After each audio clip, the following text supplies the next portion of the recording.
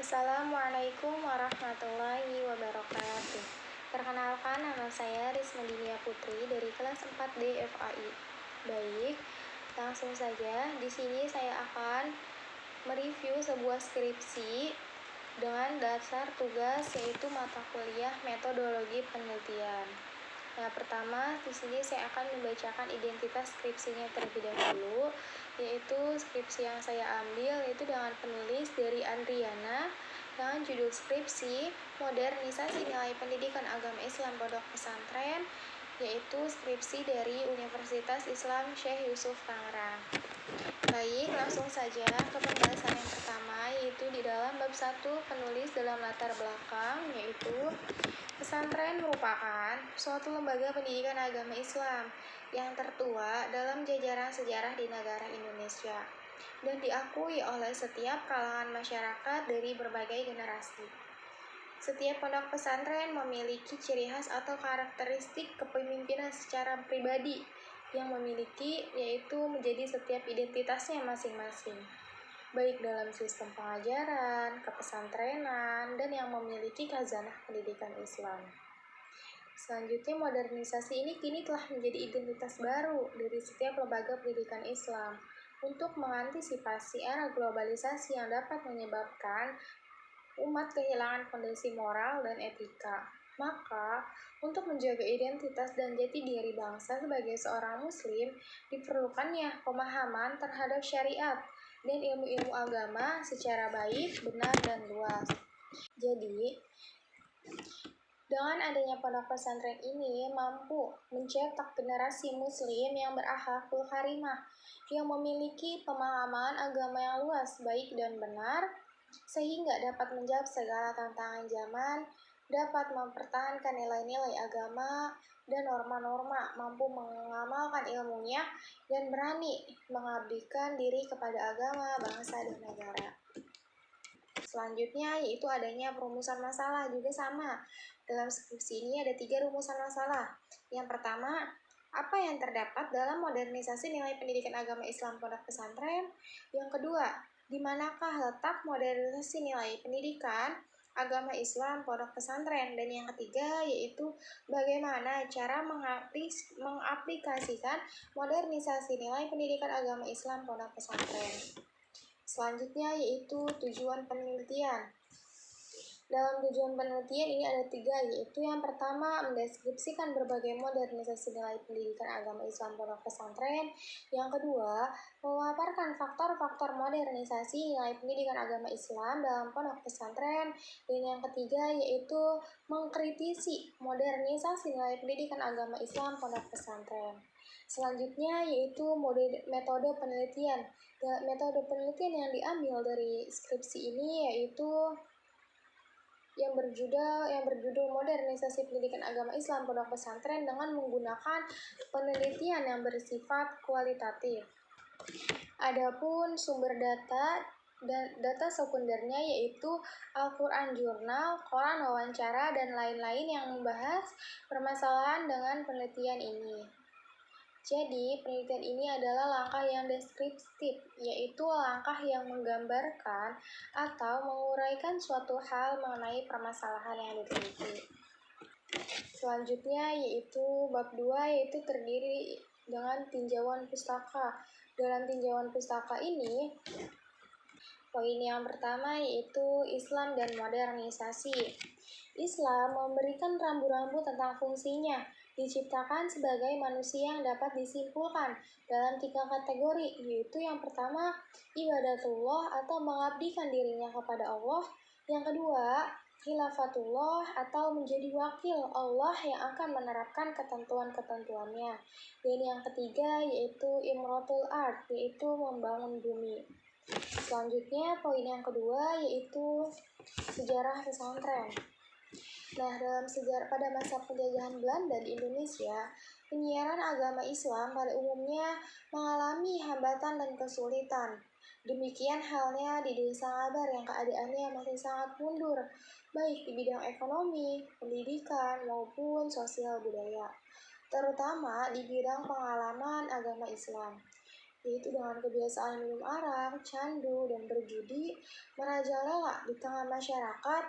Pengajaran agama Islam saat itu mengalami tantangan yang keras dari masyarakat Ngabar yang terbiasa dengan perbuatan maksiat seperti judi dan minuman keras.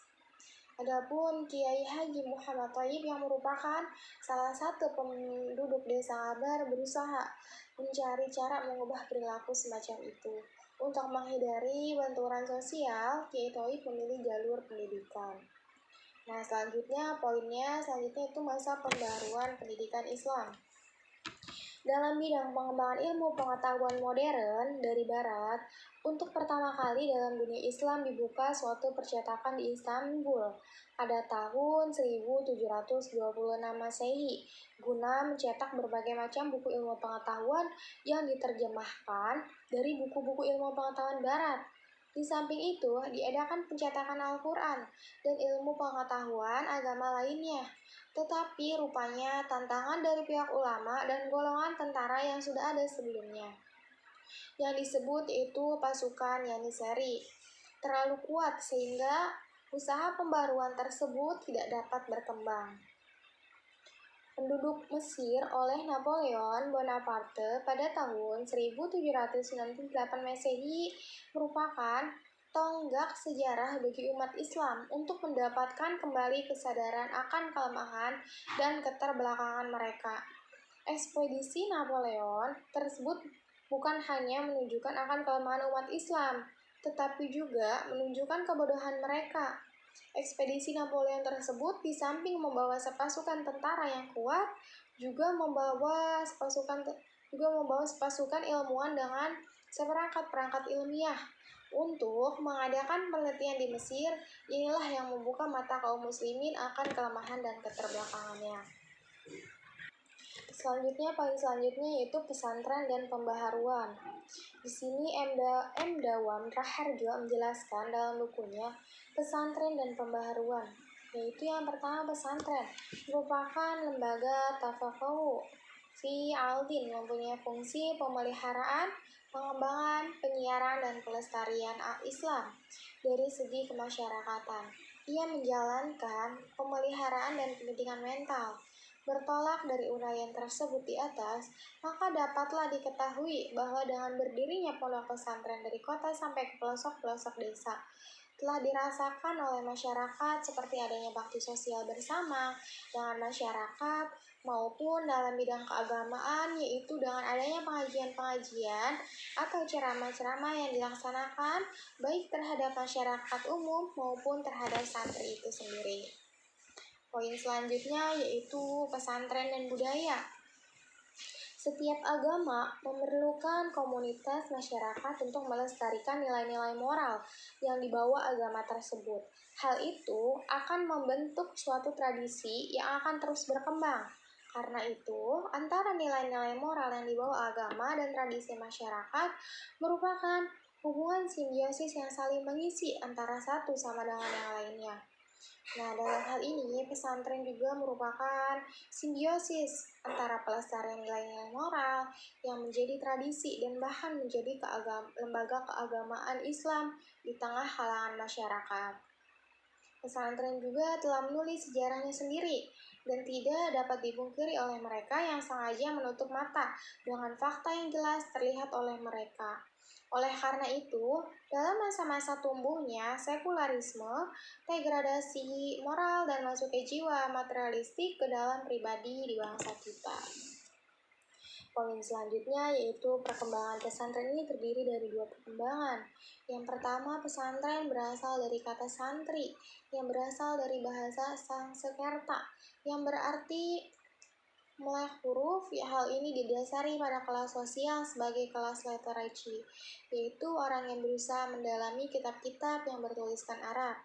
Yang kedua yaitu pesantren berasal dari kata santri yang diimbuhi ke dan akhiran an. Dalam bahasa Jawa sering disebut dengan cantrik, yang berarti orang selalu mengikuti guru kemanapun guru itu pergi. Maka dari itu, sejarah perkembangan pondok pesantren yang ada di Indonesia ini sudah ada sejak prakemerdekaan dan juga ikut eksis dalam memberikan kontribusinya dalam meningkatkan sumber daya manusia pada bangsa dan negara Indonesia sampai saat ini. Selanjutnya yaitu perkembangan pesantren al pesantren inilah yang menjadi cikal bakal dan tipologi unik lembaga pesantren yang berkembang hingga saat ini. Pada paruh kedua abad ke-20, kita mengamati adanya dorongan arus besar dari pendidikan ala barat yang dikembangkan pemerintahan Belanda dengan mengenalkan sistem sekolah di kalangan-kalangan pemimpin Islam. Kenyataan ini direspon secara positif dengan mengenalkan pendidikan secara berkelas dan berjenjang dengan nama madrasah yang dalam beberapa hal berbeda dengan sistem sekolah. Namun, perkembangan ini tidak hanya mempengaruhi keberadaan pesantren, kecuali ada beberapa pesantren yang mencoba memasukkan unsur-unsur pendidikan umum ke dalam pendidikan kurikulum pesantren. Maka dari uraian tersebut dapat disimpulkan bahwa sejarah perkembangan pondok pesantren yang ada di Indonesia ini sudah ada sejak prakemerdekaan dan juga ikut eksis dalam memberikan kontribusinya dalam peningkatan sumber daya manusia pada bangsa dan negara Indonesia sampai saat ini. Poin selanjutnya yaitu fungsi pesantren dalam dunia pendidikan. Pondok pesantren berfungsi sebagai lembaga pendidikan, tetapi lebih lanjut, pondok pesantren juga berfungsi sebagai lembaga sosial dan penyiaran agama yaitu amal ma'ruf nahi munkar. Sedangkan menurut Ajra, ada 3 fungsi pondok pesantren, yaitu yang pertama transmisi ilmu-ilmu Islam, yang kedua pemeliharaan tradisi Islam, dan yang ketiga reproduksi agama. Selanjutnya yaitu sistem nilai di pesantren. Sistem nilai yang ada pada pesantren dalam sebuah pesantren merupakan sebuah pranata yang muncul dari agama dan tradisi Islam. Secara khusus, Nurholis Madejid menjelaskan bahwa akal kultural dari sistem nilai yang dikembangkan oleh pesantren ialah ahlu sunnah wal jamaah, di mana jika dibahas lebih jauh akar-akar kultural ini akan membentuk beberapa segmentasi pemikiran pesantren yang mengarah pada watak-watak ideologis pemahamannya. Yang paling nampak adalah konteks intelektualitasnya terbentuk melalui ideologi pemikiran. Selanjutnya yaitu tujuan pendidikan pesantren. Secara intuisi, tujuan pendidikan pesantren memiliki kesamaan antara pesantren yang satu dengan pesantren yang lainnya. Tidak ada perumusan tujuan ini disebabkan adanya kecenderungan visi dan tujuan diserahkan pada proses improvisasi atau spontanitas yang dipilih sendiri oleh seorang kiai bersama-sama dengan dewan astazidnya. Secara intuitif, yang disesuaikan dengan perkembangan pesantren, bisa dikatakan bahwasannya pesantren itu sendiri adalah pancaran kepribadian pendirinya. Berbeda dengan lembaga pendidikan yang lain yang pada umumnya menyatakan tujuan pendidikan dengan jelas, misalnya dirumuskan dalam anggaran dasar, maka pesantren, terutama pesantren-pesantren lama, pada umumnya tidak merumuskan secara eksplisit dasar dan tujuan pendidikannya. Hal ini terbawa oleh sifat kesederhanaan pesantren yang sesuai dengan motivasi berdirinya, di mana kiainya mengajar dan santrinya belajar atas dasar untuk ibadah dan tidak pernah dihubungkan dengan tujuan tertentu dalam lapangan penghidupan atau tingkat dan jabatan tertentu dalam hierarki sosial maupun ekonomi. Selanjutnya yaitu ada peran pesantren dalam dunia pendidikan, yaitu Dr. Ki Hajar Dewantara mengatakan dikenal dengan istilah Tripusat pendidikan, yaitu 3 lingkungan lembaga pendidikan yang sangat berpengaruh dalam perkembangan, yaitu dalam kepribadian anak didik. 3 lembaga pendidikan tersebut adalah pendidikan, keluarga, sekolah, dan masyarakat. Bidang pendidikan merupakan bidang yang paling urgent dan sangat dibutuhkan oleh semua kalangan di lembaga pendidikan manapun. Program membentuk pribadi yang berbudi luhur sekaligus cerdas dan menjadi tujuan.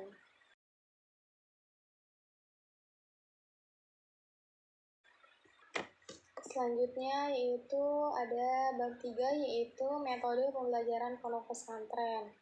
Adapun metode yang lazim digunakan dalam pendidikan pondok pesantren yang pertama yaitu terdiri dari metode-metode tradisional. Dalam metode tradisional ini terbagi lagi, yaitu adanya metode wetonan, yaitu metode kuliah di mana para santri mengikuti pelakaran dengan duduk mengelilingi kiai yang menerangkan pelajaran.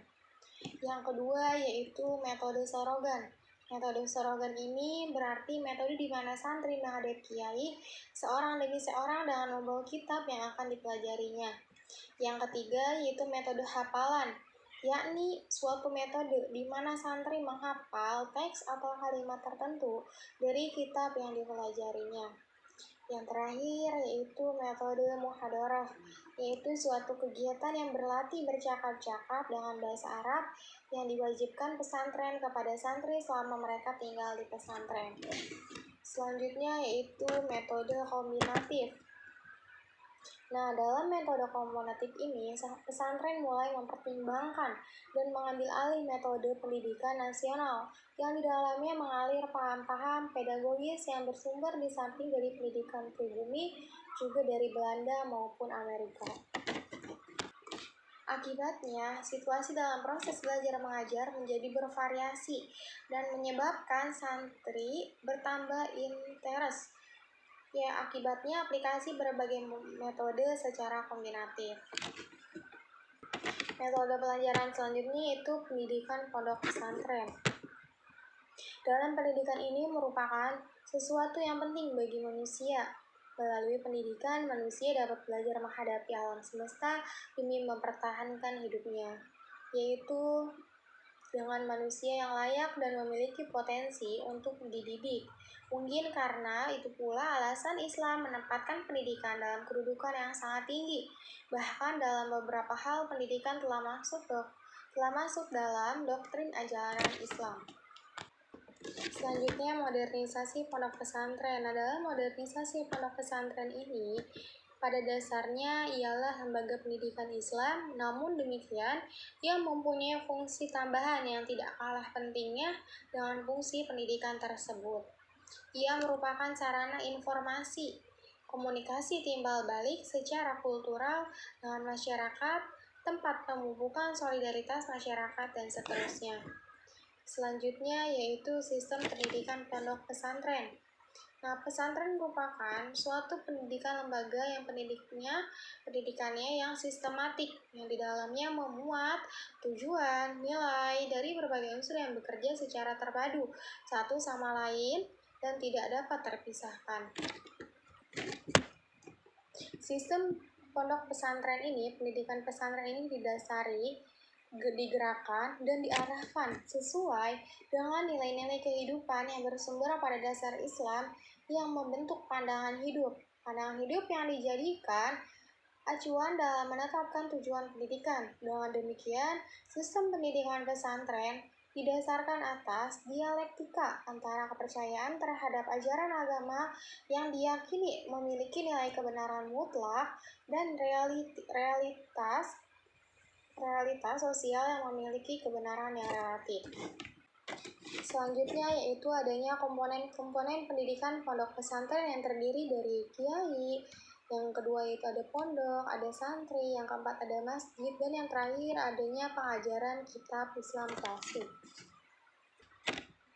Selanjutnya yaitu di bab 4 adanya analisis pesantren di Indonesia. Poin pertama yaitu keilmuan pesantren. Hasyim Asy'ari sadar bahwa dunia keilmuan dan pendidikan perlu literatur yang membahas tentang etika mencari ilmu, pengetahuan, yaitu yang menurutnya menuntut ilmu merupakan suatu pekerjaan agama yang sangat luhur sehingga pelakunya mempunyai etika yang luhur pula. Yang kedua yaitu pembentukan kepribadian santri. Pesantren sejak awal telah menjadikan pendidikan sebagai way of life, yaitu pembentukan kepribadian yang minimalis yang dilakukan oleh pesantren justru hampir seluruhnya telah terjadi di ruang belajar. hubungan interaktif dan pergaulan sehari-hari santri dengan kiai atau santri dengan sesamanya. Bahkan, santri dengan masyarakat di sekitar lingkungan pesantren adalah sumber pembelajaran utama dalam rangka pembentukan kepribadian muslim yang dicita-citakan oleh pesantren. Selanjutnya yaitu tujuan umum, yang berarti yang pertama adanya pendidik atau seorang guru ialah faktor terpenting dalam sistem pendidikan pesantren. Beliau mempunyai kelebihan di bidang keilmuan agama Islam dan kepribadian yang terpercaya serta layak diteladani. Yang kedua adanya murid atau santri. Santri merupakan unsur penting dalam sebuah sistem pendidikan pesantren. Selain itu, kiai atau ustadz santri adalah murid yang mengikuti pendidikan pesantren. Biasanya mereka tinggal di pondok atau asrama yang disediakan oleh pesantren, namun ada kalanya mereka tinggal di rumah masing-masing. Dengan demikian, ada dua kategori santri dalam sistem pendidikan pesantren. Selanjutnya yaitu analisis pesantren di Indonesia. Yang pertama yaitu peralatan. Yang dimaksud dengan peralatan ini adalah tujuan umum pesantren. Dengan demikian, untuk mendidik dan meningkatkan ketakwaan dan keimanan seorang sehingga dapat secara definitif pesantren adalah lembaga pendidikan tradisional Islam untuk memahami, menghayati, dan mengamalkan ajaran agama Islam dengan mementingkan moral agama Islam sebagai pedoman hidup bermasyarakat tercapai dengan sempurna. Yang kedua yaitu adanya program. Perkembangan zaman sekarang menunjukkan bahwa banyak pesantren-pesantren yang memasukkan pengetahuan umum pada sistem pendidikannya. Yang ketiga yaitu proses. Proses ini merupakan pembelajaran di pesantren pada umumnya yang mengikuti dua pola tradisional, yaitu model Sorogan dan model Bandungan. Yang keempat yaitu evaluasi pesantren. Santri sendiri yang mengukur dan menilai, yaitu apakah ia cukup menguasai bahan yang lalu dan mampu untuk mengikuti pengajian kitab berikutnya. Baik, selanjutnya yaitu bab yang terakhir, yaitu adanya kesimpulan yang saya dapat merupakan pesantren sebagai lembaga pendidikan yang memiliki pengertian luas, yang sangat luas, yaitu mengingat pola pembelajaran di pesantren beraneka ragam bentuknya. Terminologi pesantren mengandung makna yaitu lembaga pendidikan dan pengajaran agama Islam yang pada umumnya pendidikan dan pengajaran tersebut diimplementasikan dengan cara non-klasifikal, dengan seorang kiai mengajar santrinya berdasarkan kitab-kitab berbahasa Arab dari ulama-ulama besar sejak abad pertengahan. Sedangkan para santrinya tinggal pada dalam asrama pesantren. Baik, itu saja dapat saya sampaikan. Kurang lebihnya mohon maaf. Wassalamualaikum warahmatullahi wabarakatuh.